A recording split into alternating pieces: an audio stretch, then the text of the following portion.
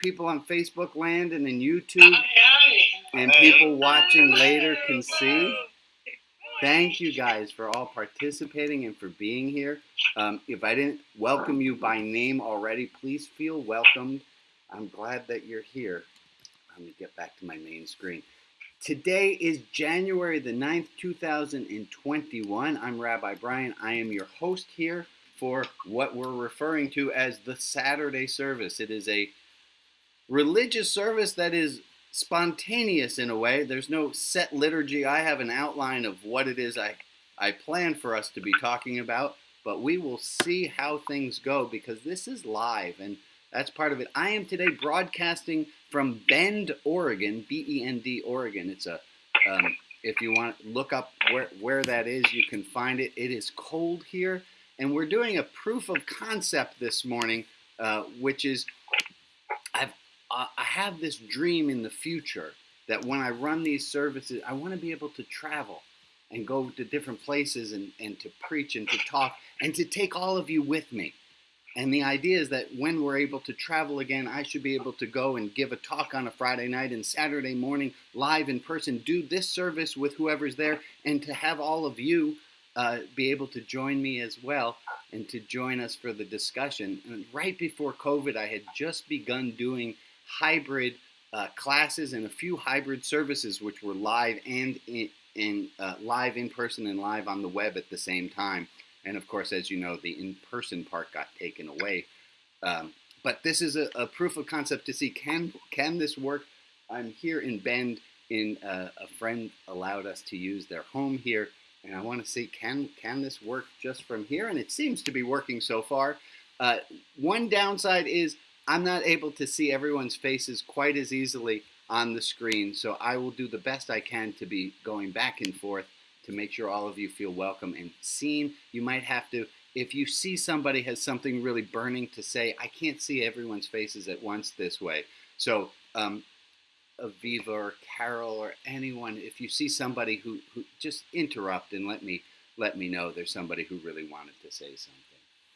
I want to start us doing something pretty simple. We talked about this at the Tuesday group. And it goes like this. It's a complicated process. And I only want to do half of it with you guys because I don't want to confuse you with the other half of it. So we're only going to practice half of it today. And it goes like this. I want everyone to do this. Just let everyone breathe out. All right, everyone try that again. Let me see you. I can see your bodies, so I can see when. So everyone on the count of three. 1, 2, 3. Big exhale. That's it. That's half of the exercise that I wanted us to do. The other half entails inhales, but after Tuesday's discussion, we decided that might be a little bit complicated for people to be doing both of these things. So for right now, just make sure you're doing exhales every so often. And that's good. If you need any help in knowing how to do that, please put something into the chat and we'll be able to help you out. And we're going to say hi to some of our friends who are on Facebook. So hi to Patricia Barlow, who I have to say I totally enjoy when she shows up in her house robe to the services. But glad that you're on Facebook joining us. And my friend Bonnie Crane, thank you.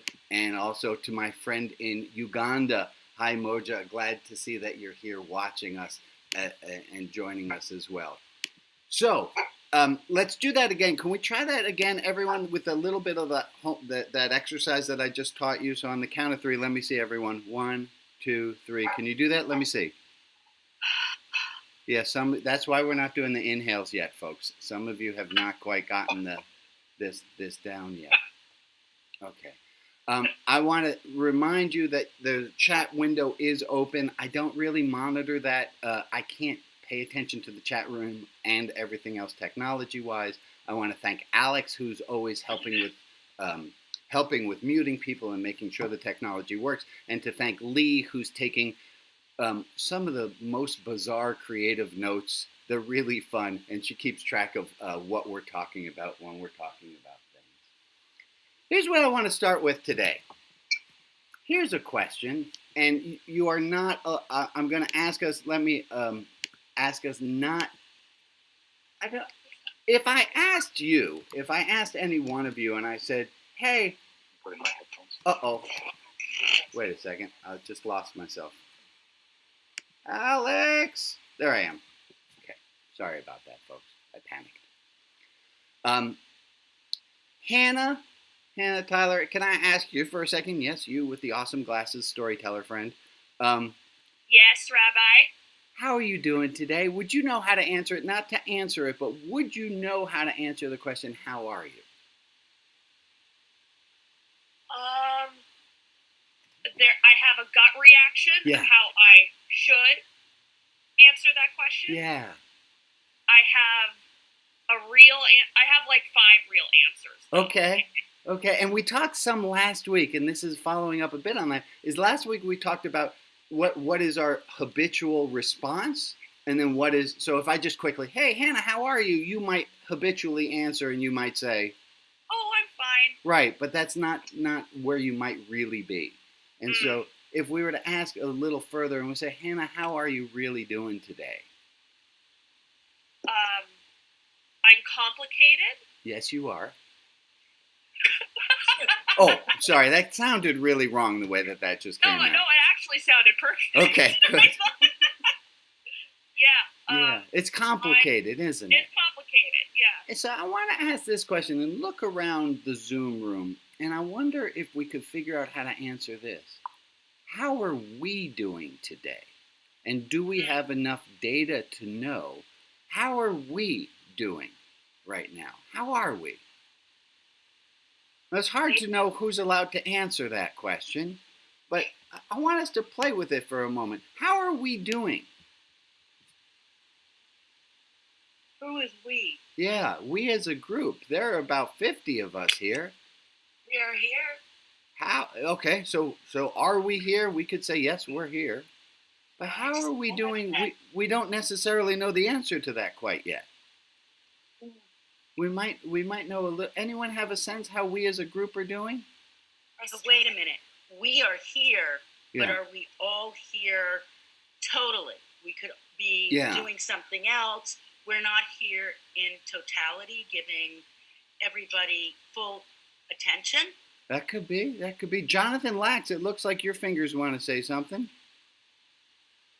You are muted, which that makes it harder for us.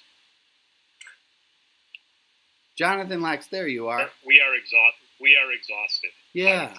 You would say we are exhausted, and we can check, and we can look around, and do people kind of nod a little bit? So we can figure out how we are based on, we try a hypothesis. We are exhausted, and no. And Rob, how would you say we are? Would you be able to answer that? Yes, Rob? Rob's waving like the Queen. I don't know what that means, Rob. Not well. We're not well. We're not well. We are, as a totality, we are all not well. Now, I always try to avoid. I can't speak for anyone else. Right. But there's a hypothesis that we might be a little unwell, and I'm sure we are all too aware, and I try to stay away from news, but I'm sure there are some things that are stressing some of us out these days. And so we're not all well due to that. Any other answers on how we would say, how are we today? I have one. Go ahead. Rita's fine. Go, Rita. I think that was Rita. I've had the standard one since March, which is up and down. Yeah.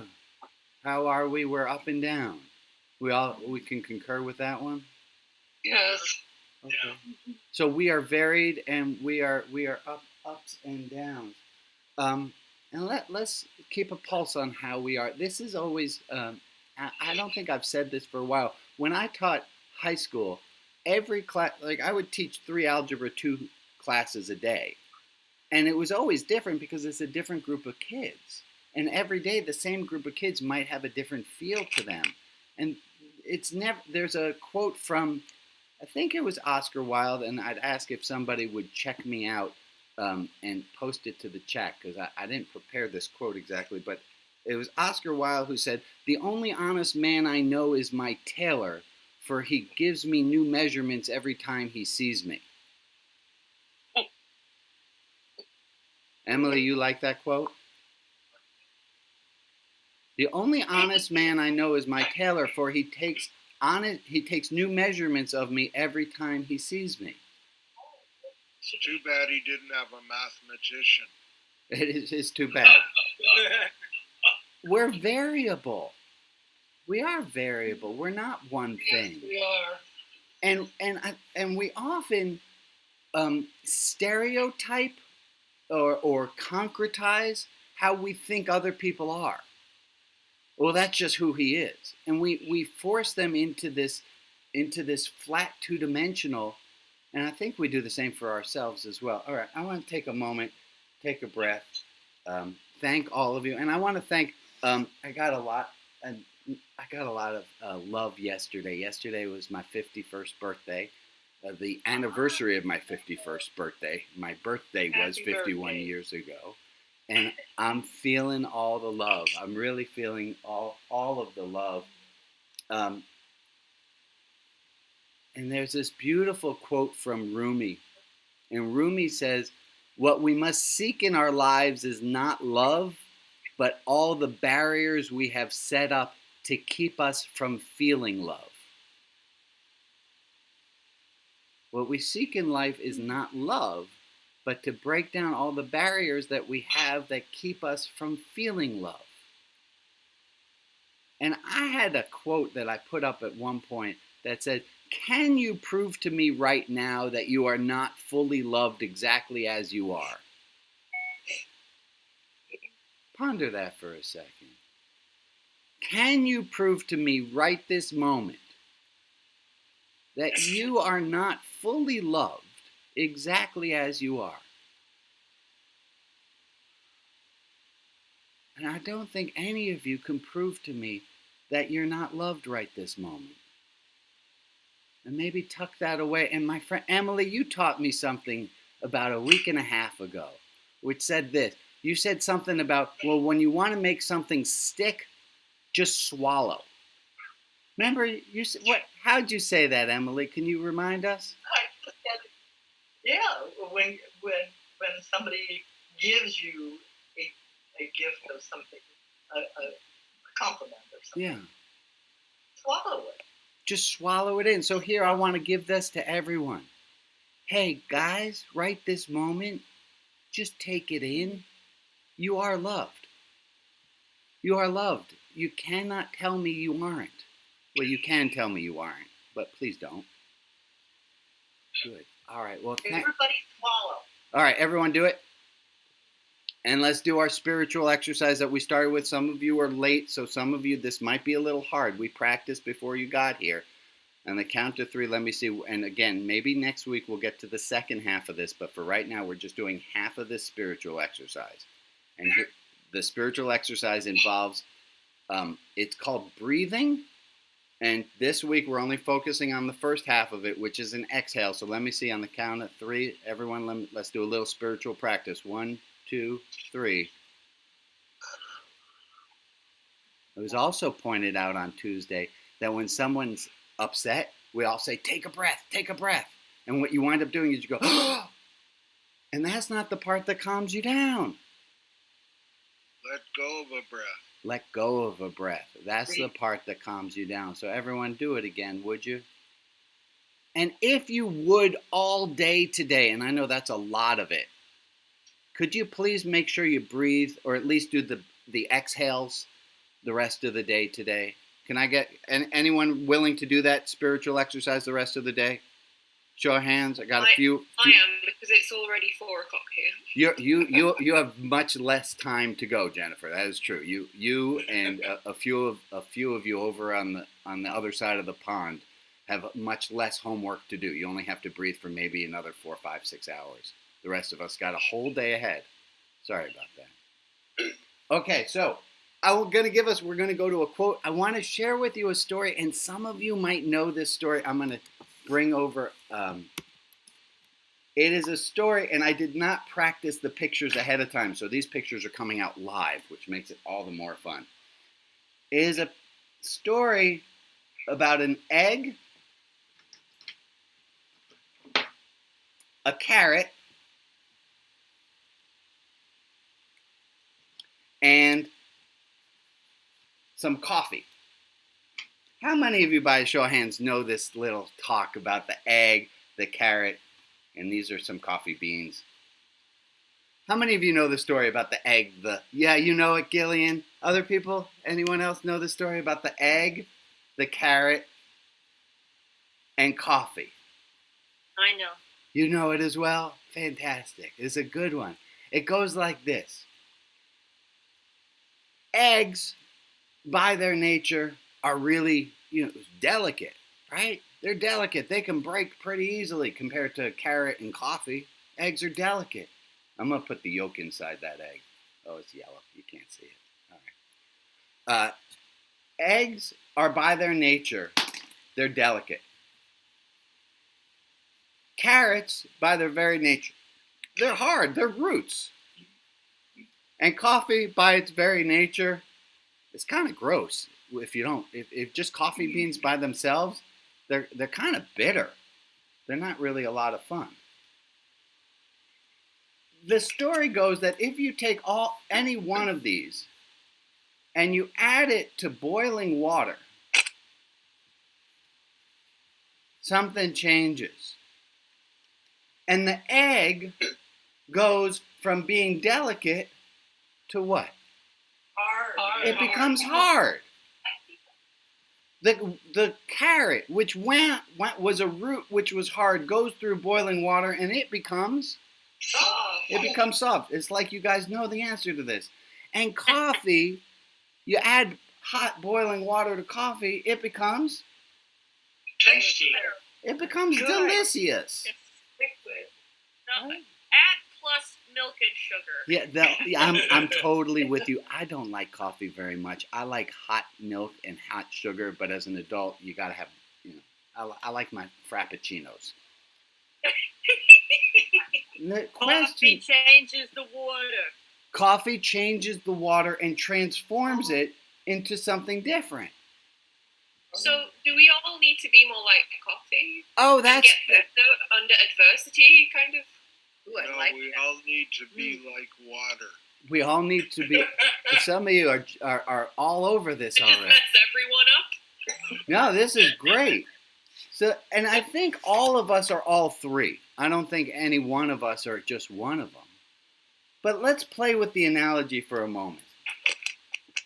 We're all delicate. We all have bits of us that are hard. We all have bits of us that are kind of bitter. What would you say the boiling water represents in our analogy here? Life. Yeah. Change. Adversity. Life, adversity, challenges. Interactions, change. We all start delicate and we all can become hardened. Yeah? We all have parts of us that are hardened that can become soft. And we all have parts of us that are kind of useless but can become coffee. So I guess I'm going to ask it this way. Today, and I the only answer I will not allow is 33%, 33%, and 34%. Where would you say you are today? Did you wake up this morning more pre-water? When you woke up this morning, did you start out this morning feeling delicate? It's just how you find yourself. Did you find yourself this morning kind of hard, like a root? You find yourself this morning a little bit bitter. How do you find yourself this morning? And where do you want to go? Well, I must have had water really early because I didn't have any of those three. You're none of those, Jeffrey? Yeah, me neither. I woke up in a good mood. Me too. And actually, the first thing I did was come down and make coffee. So I guess Okay. I'm delicious. You are delicious, Jeffrey. I like that. Are delicious. This is one of the main parts of a spiritual life. One of the main parts of a spiritual life that we talk about is this, is the transformation, is knowing that we aren't who we were, and we're not going to be who we are. And that's part of the spiritual life, is to be along for the journey. It's not about the destination. It's the journey. It's all about the journey. It's all about the journey. What might hinder this? What might hinder our knowing that this is all about the journey? What might muck up our system and make us think that it's not? Oh, fear. Fear. What else might keep... Anxiety. Thanks, Ray. Mindset. Mindset. Pain. Too much of a good thing. Pain. Yeah. Too much... Too much happiness, too much joy, too much whatever. Yeah, and also we get comfortable. Too much of anything. We get a little bit too comfortable sometimes, and we get this fixed mindset. Anyone who's had schooling recently knows there was a big movement on talking about fixed mindsets, and the opposite of fixed mindsets, they say, is a growth mindset. It's still there. It's still there. It's all the rage within education these days, is growth mindset. And that's what in business. Say that again. That and in business. And in business, a growth mindset.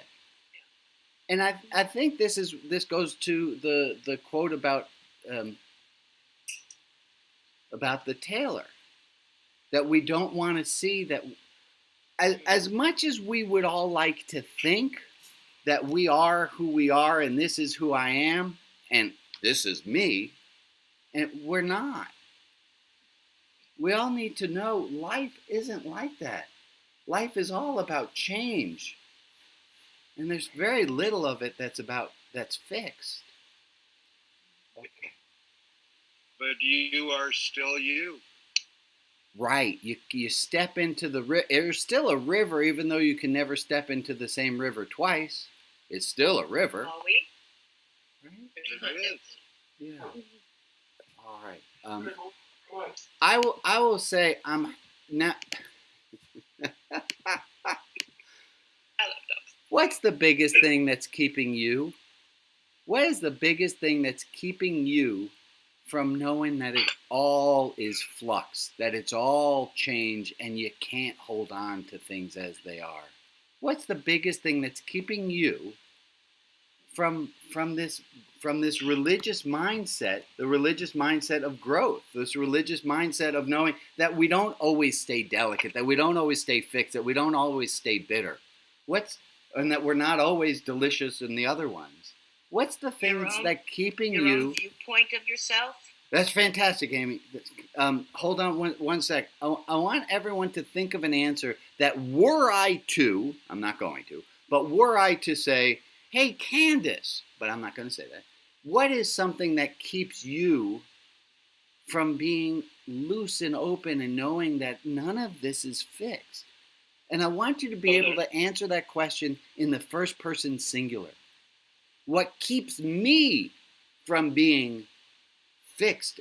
What keeps me from feeling, what keeps me from knowing that life is all about change is blank. And I'll give you a moment to think about that, and we're going to jump into small groups. We're not. Ask that question again. I will. Hold on. I'm trying to find my breakout rooms. There they are. The question I'm going to ask people to come up with is, what is it that keeps you, or to answer the question, what is it that keeps me from, what keeps me fixed? What keeps me from knowing that it's all change? What keeps me from this growth mindset? What keeps me in a fixed mindset of thinking this is this, that is that, the other is the other, and not seeing that there's flow and there's change and that nobody's that fixed? What is the thing that you would answer that what keeps me from feeling like change is the immutable rule of the universe, what wants me to not have change is blank. And we're going to break into groups, and they're going to be shorter. Question, Mason, you had a question there? I saw a question somewhere. Yeah, Michael, was that you? No, it was me. Oh, Rob, what do you got? You have a question, a clarity thing to look at? I haven't answered. Oh, good. Hold on to your answer, because we're going to go into small groups. So here we go. Everyone's going to be zooming into small groups. I'm going to stay along with the people who are on Facebook. And here we go. You're going into small groups and answering that question. What's keeping you from feeling like everything changes? There we go. Thank you for moving into small groups. And I'm going to stay along with the people, Bonnie and Shirley and Patricia and Moja and anyone else who's on Facebook. I'll stay with you guys. There we all go. Hi, Sean and Al, and you guys all went to little groups. Oh, there's Al. Hey, Al. Looks like you're bouncing back and forth, buddy. Oh, we got more than one Al Brown. I got Al Brown and Al B. Al, what's going on, dude? Yeah. I had a failure to launch or something. I tried to go into my join room and it didn't join. I'm going to send you right now into room 4 and see if I can get that to work again. All right, I'll try. And if it doesn't work, you and I will chat. And I got answers here from Bonnie and Shirley. Oh, Shirley, I think that's your answer. What keeps you from knowing that life is all about change and things are all going to change is expectations and thinking that I already know. Those are great answers. And those of you who are on Facebook, those who are watching later, what would you say? Hey, you know what? Chances are you're listening on a headset or there's no one else in the room. So what do you say you just answer out loud? What is it that's keeping you from knowing that this is all about change and that nothing is fixed and that you, your precious sense of self, is not permanent and that this is all flux? Oh, there's my sister. Oh, Sean. Hi, buddy. Glad to see you there. Hey, dude. It's just you and me. Everyone else is in small groups. Oh, okay. That's good. Thanks for the birthday wishes. I got your video yesterday. You're welcome. Yeah. Jude, hang on 1 second. Okay. I gotta go. Bye. Oh, I muted you, dude, and so now you got to unmute yourself. Yeah, I did. So the question is, and I'll tell you, the question I asked everyone is, if we all know that life is all about change and everything changes, why do we all insist on pretending that things are solid and don't change? And what gets in our way of having a growth mindset and keeps us wanting to think that everything is fixed? That was the question, but that's Did you read that book? Which book? Growth Mindset? Yeah. Carol Dwyer, which is an author. Yeah. Never heard of it. So. Never heard of it at all. No. That's a joke, dude. Yeah, I'm funny. Okay. Oh, and hi, Bonnie. And Bonnie Crane says the thing that's keeping her from knowing that things are flux is being afraid. I think that's a good answer, Bonnie. Yeah. So I'll answer for me. What's keeping me? Yeah, it's comfortable.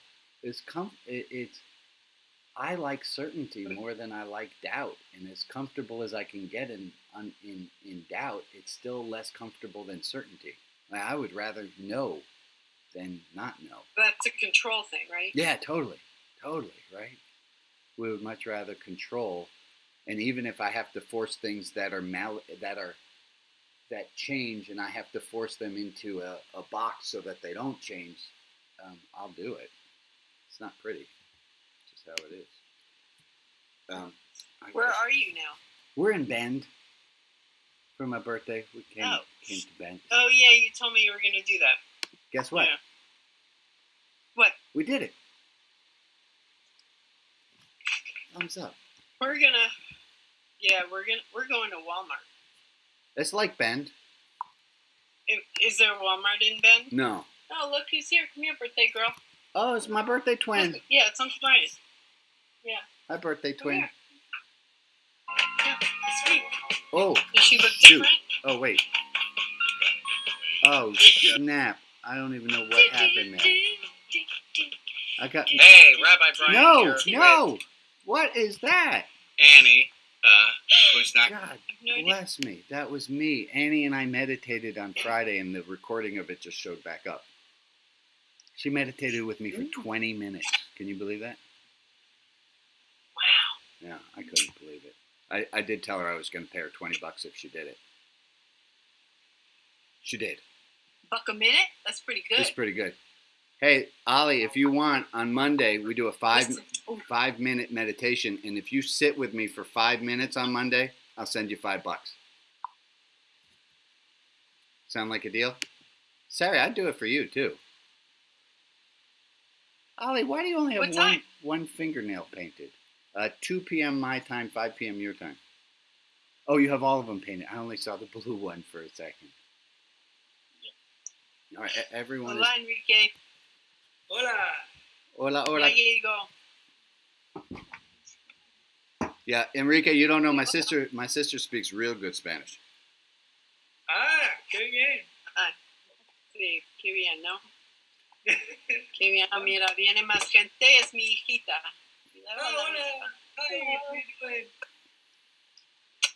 I don't feel helpless in that I had a plan to emigrate, although I'm very old to emigrate.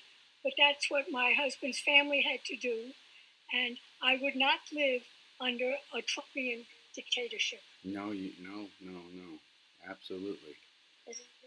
Thank you, Carol. And Carol, thank you also for the birthday wishes. That was very dear of you to send. You did it again. We don't have enough time. I want to tell you, we need more time.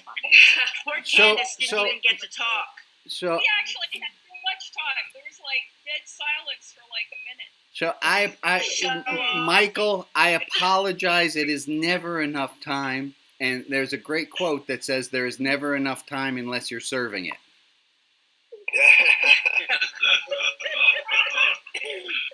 There's never enough. I don't get the joke. There's never enough time unless you're serving it.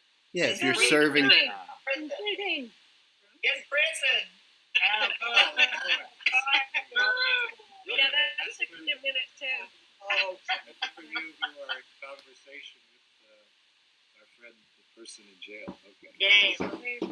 James, yeah. Oh, I do have some updates for people about James. He's feeling better, which is good.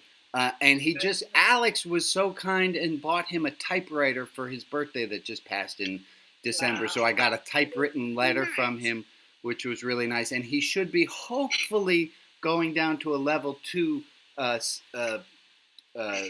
housing, a new prison, sometime in 2021, which is fantastic. That is great. And Alex, good answer too. Thank you. Alex, if you would put James's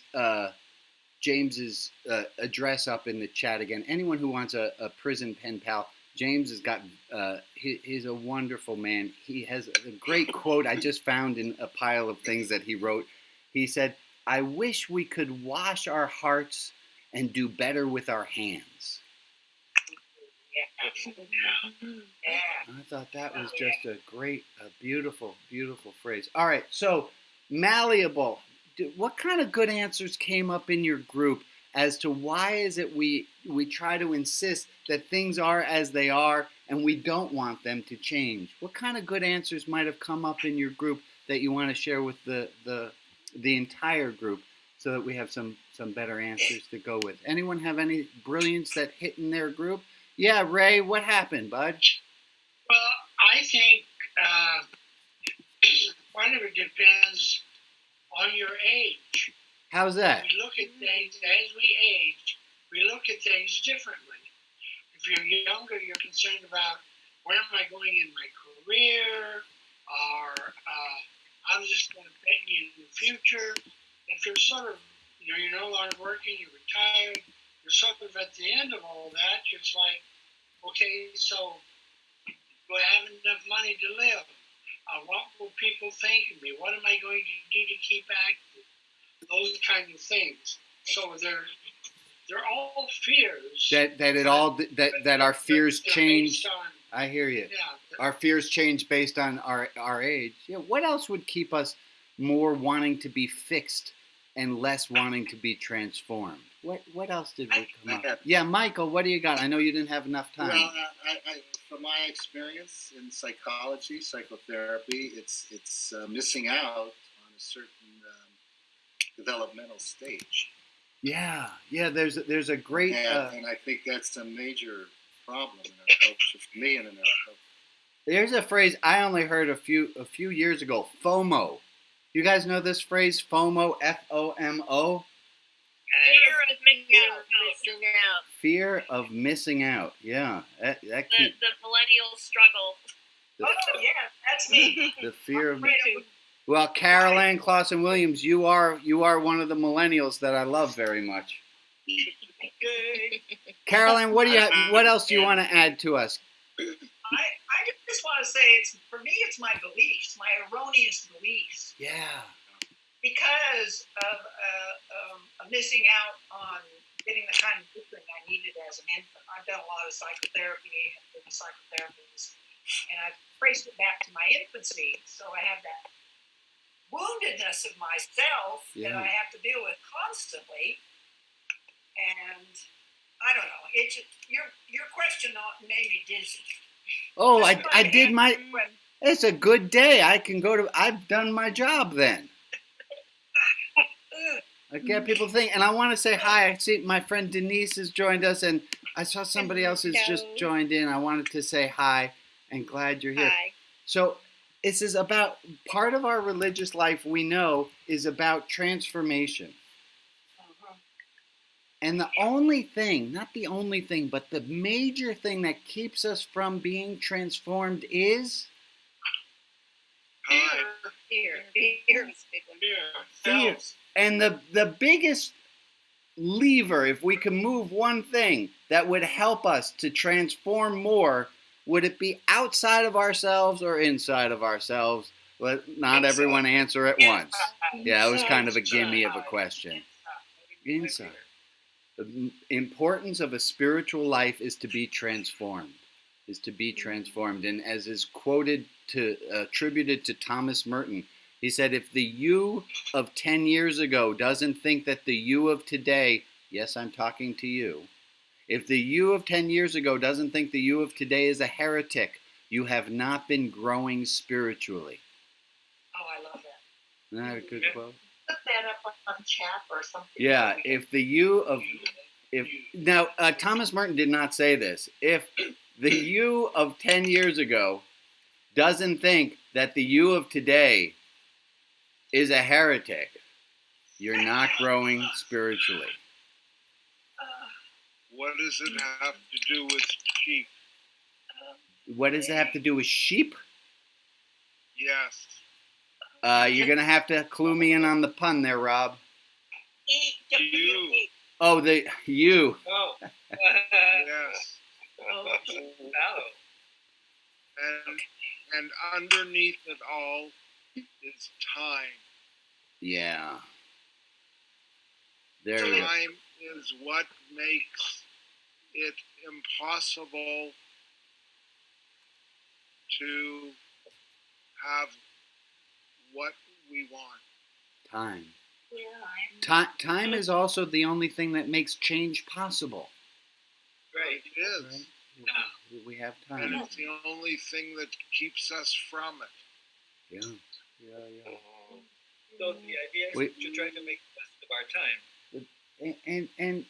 And just to show of hands, folks, when life asks you to change, you seem to have two choices. You can either go with it or not go with it. Let's talk about those two options for a moment, shall we? Life gives you two options. Change, and life is pushing you towards a certain thing. You have an option to either go the way life is pushing you or not. Let's talk about those two options. You have the option to dig or your to get heels swallowed in. by a very large sea creature. Yes, that's exactly it. That's exactly it, Hannah. There's this beautiful story about Jonah, right? The story about Jonah and the great fish is that God calls to Jonah Jonah is one of the best stories in the Bible. It's this beautiful story of a man named Jonah who has no yichus. He has no pedigree. He's just a guy. Usually it says, this person was the son of this person, was the son of this person, was the son. Jonah's just like regular Joe. He's just a guy. And Jonah gets called by God, and God says, hey, Jonah, I want you to go to Nineveh. And Jonah says, well, I always think of it this way, is standard human operating procedure, SHOP.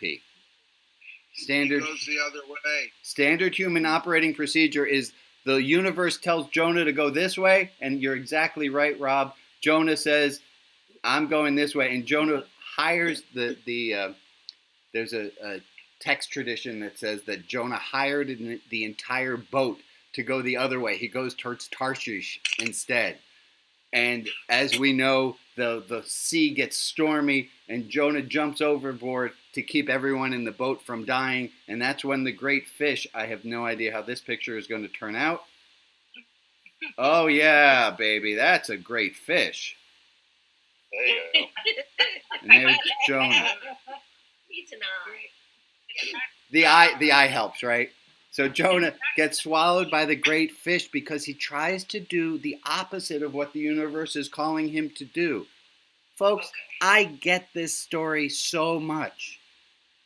I did not choose to be this outside-the-box rabbi. This is where the universe has pushed me towards. I pushed against this. And you know what happens when you push against it is you wind up in the proverbial halibut hotel.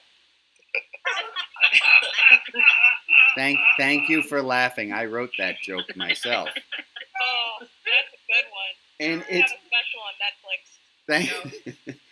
And the it's funny thing of the story is that the fish keeps swimming towards Nineveh. correct. The fish knows what to do, and it's only when Jonah, and this is a beautiful part of the story, it's only when Jonah inside the fish says to the universe, not please let me out. It's only when Jonah says, this is where I find myself. It's only when Jonah is present to reality that the problems let up. And the fish spits him out right at Nineveh where he was supposed to be. And the joke of the story is that the impossible task he was meant to do winds up being pretty easy. Show of hands, how many of you have struggled against what it was you thought you should do, and then when you did it, it was like, oh, fuck, that was easy? What the hell's wrong with me? I only see like most people's hands. That's fine. That's great. I think I need the fish knows what to do on a t-shirt. The fish knows what to do. Can Yes. somebody get up on that t-shirt idea? I like that. Sell it on Rabbi Brian's Etsy. Well, put it on Rabbi Brian's Etsy store. Yeah. That's a great idea. Those of you who have not been to Rabbi Brian's Etsy shop, Alex is putting a link up in the chat right now. Thank you, Alex.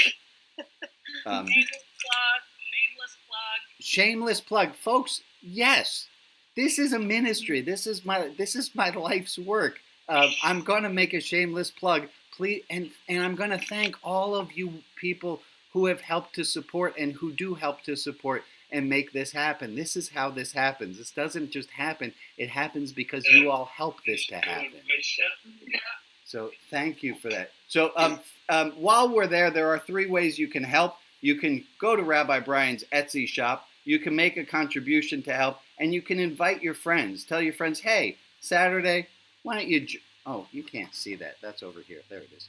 Why don't you invite your friends and send your friends the newsletter and encourage them. It's sometimes a little bit weird to be pushing a religious thing, but tell them it's not that kind of religion. It's this kind of religion where we're talking. What was the phrase, Jennifer, you had? Do what the fish says? What you had? The fish knows what to do. The fish knows what to do. Oh, you know what? That reminds me of another quote.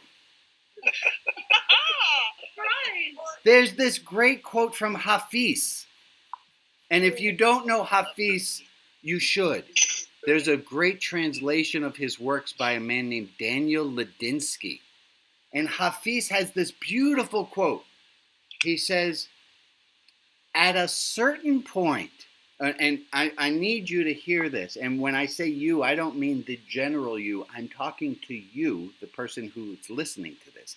Hafiz says this quote, and it's applicable to all of us. He says, at a certain point, the fish has to say, something just ain't right about this camel ride. At a certain point, the fish has to say, something just ain't right about this camel ride. What does that even mean? All right. Well, the fish knows what to do. The fish on a camel ride. Somebody help me out. Candace, out of his element. The fish is out of the right. At a certain point, we all realize, oh shit, this society is really fucked up. The messages that I'm getting, that I'm not enough, that there isn't enough, that I should be scared, those messages are wrong. At a certain point, the fish has to realize something just ain't right about this camel ride. Which is to say, get it now. You got it? Yes. Good. Thank you for explaining it. The fish knows what to do. The fish knows what to do. That's it. I'm gonna be. No, it's gotta be quicker. It's gotta be follow the fish. Follow. That sounds like a Jesus reference, Rabbi. Really? Well, I think you have a few members in this group. Yeah, I'm totally in. So we're gonna start. The fish knows what to do, but it wouldn't be the same for the camel. Well, it's a difference. I think at a certain point, the camel in the ocean has to say, something just ain't right about this. Or the octopus in the parking garage at a certain point has to say. Well, don't worry, Brian, it's an Old Testament fish. It's an Old Testament. I don't want to be this person, but technically it's a whale, and whales aren't fish. Okay, wait. Now, Jennifer, I'm going to give you... There are no whales in there. Now, Jennifer, I don't like pulling Hebrew scripture here, but in the Hebrew, it says a great fish. Right, not a whale. The whale is the wrong. There are no whales in that water. Yeah. Okay. Now. And there are no whales in the text. Time out. It's a story. It's a metaphor. Let's get to another piece of paper here because there's an important thing. Right, the whale is in Pinocchio, not in. Oh my God. Okay, so. Stop it. My brain hurts. Good. So this brings us back to our difference between true and truth. The stories are truth stories, not necessarily true stories. Right. Yeah. Or fact and truth. Correct. But that's easier than separating true from truth. Right. Okay. Right. Okay. Good. So we're going to start the first official Religion Outside the Box T-shirt contest, and whoever likes to design the best T-shirt for Follow the Fish or anything like that, you get the pride of knowing your design won. Yay! Now I have to stop us for a second because we there's a quote This is what I had wanted us to talk about today, and I'm glad to get there. Don't miss that. And this was a quote that. So okay, let's go back and do our. Anyone think I look a little bit like Kilroy right now? Kilroy. Fingers up. There we go. Rabbi was here. There you go. Eric Fromm wrote. This is a deep quote. It is one thing to recognize one's dependence and limitations. It is one thing to recognize one's dependence and limitations. Hey, we are all dependent. We all are limited. And it is something entirely different to indulge in this dependence, to worship the forces on which one depends. Okay, it's one thing to recognize your dependence and limitations. We're all limited, we're all dependent. And it is something entirely different to indulge this dependence, to worship the forces on which one depends. The one is humility, recognizing your dependence and your limitations. I'm limited, I can't do everything. That's humility. And the other is self-humiliation, to worship the forces on which one depends. That's a big one, isn't it? It's familiar. That's a good one. What are some of the... like what happened this week. Yes, exactly. I got to say, first of all, I'm really proud of the whole group that somehow we got this far without having to mention the news of the week. Not that the news isn't very important, but thank you for us not getting sidetracked too far into it. It is one thing to recognize one's dependence and limitations, and another to worship the things upon which one depends. Can you think from your own life? So we can see it in politics, maybe some, but can you think in your own life a place in which you mess that up and you wind up worshiping the things upon which you depend? It's an abdication of self-responsibility because I think we get scared. Give us a little bit more, Barb. We get scared, and so we abdicate our own responsibility. Because I think that what it says is that we have to recognize within ourselves our limitations, and that could be a contradiction to the idea that we're supposed to be perfect. And so there becomes this battle. I love that. So that. then I can just say, well, I'll just give it up to whatever you want to call that. And we wind up, it's self-humiliation. Yes, it's a degradation. Degradation of the self to worship the forces upon which that we depend. Wow. Other thoughts on that? And Hannah, Tyler, I don't want your head to hurt anymore, so you should just go back to the breathing exercises we were doing a moment ago. Be nice to my daughter. I thought I was being nice to your daughter, Barb. I apologize. Right I'm with you. I got it, Mom. I got it. Yeah.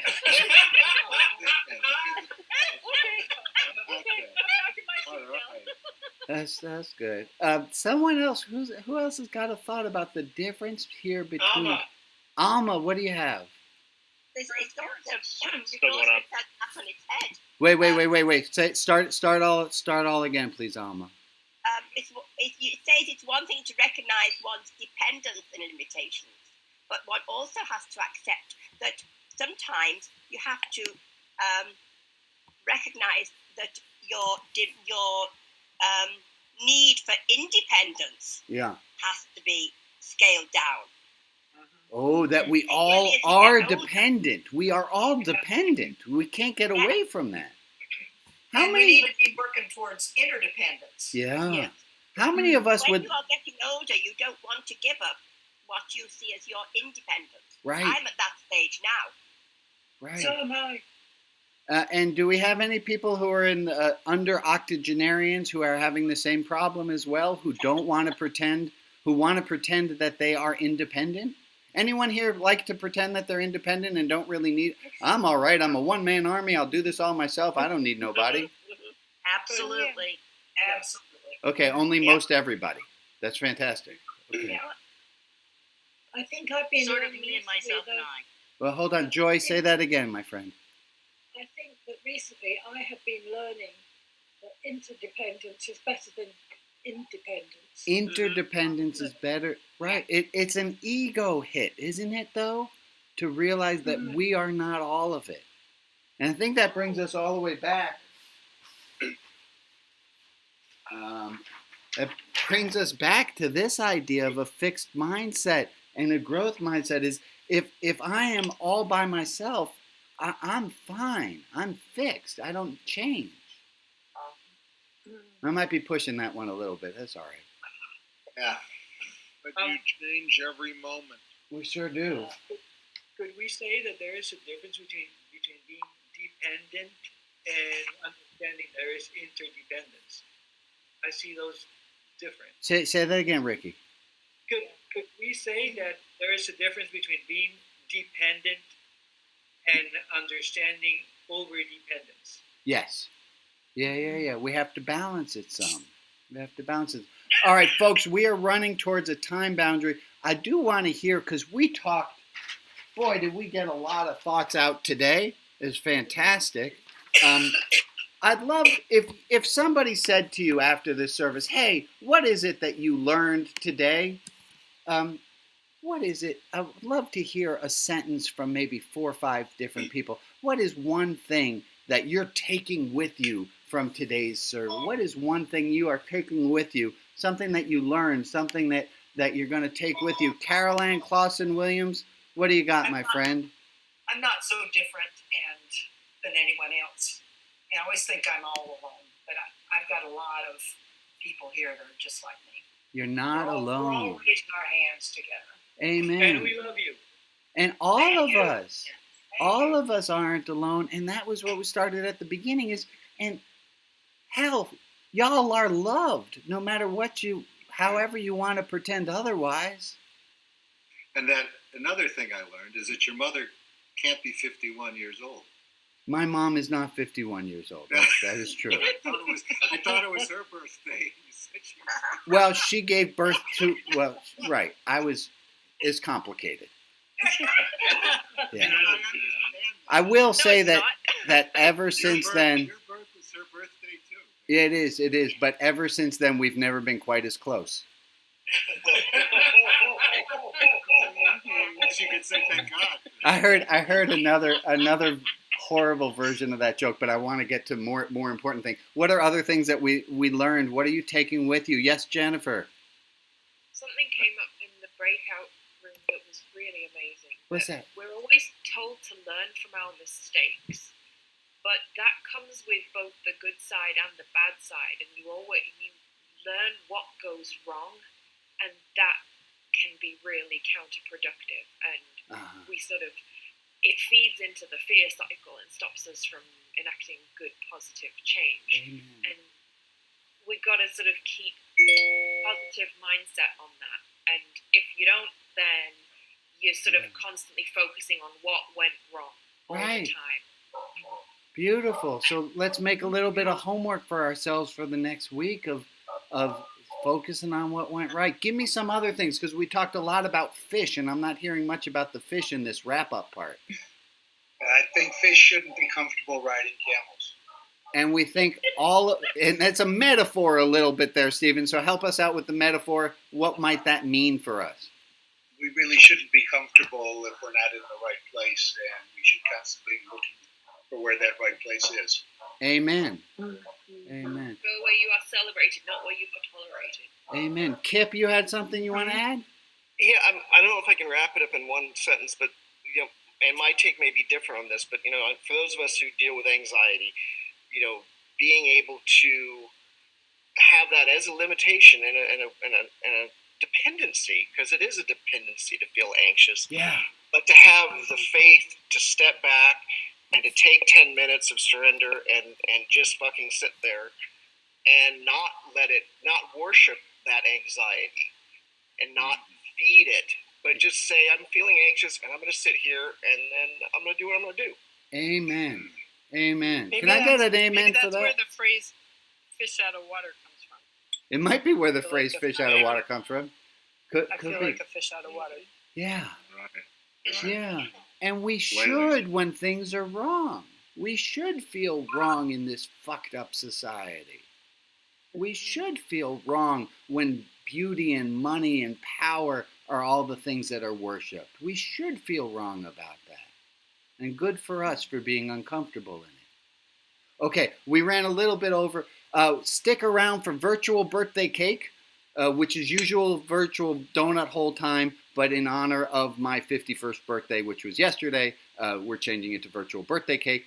And I want to thank everyone for being here, and we will do this again next week. Our friend Joe is not here to help to moderate this virtual birthday cake time. So I'm wondering, can I get a volunteer? Alex is always so wonderful on the tech. Can I get somebody who is willing to kind of host and play cruise director for the virtual birthday cake, or I'll let the group. Do it. I see his hand up. Whoever that was, you're on. I thank you, everyone. Give a wave. Say goodbye. Oh, wait. All right. Say goodbye. Thank you all so much. See you next week. Thank you.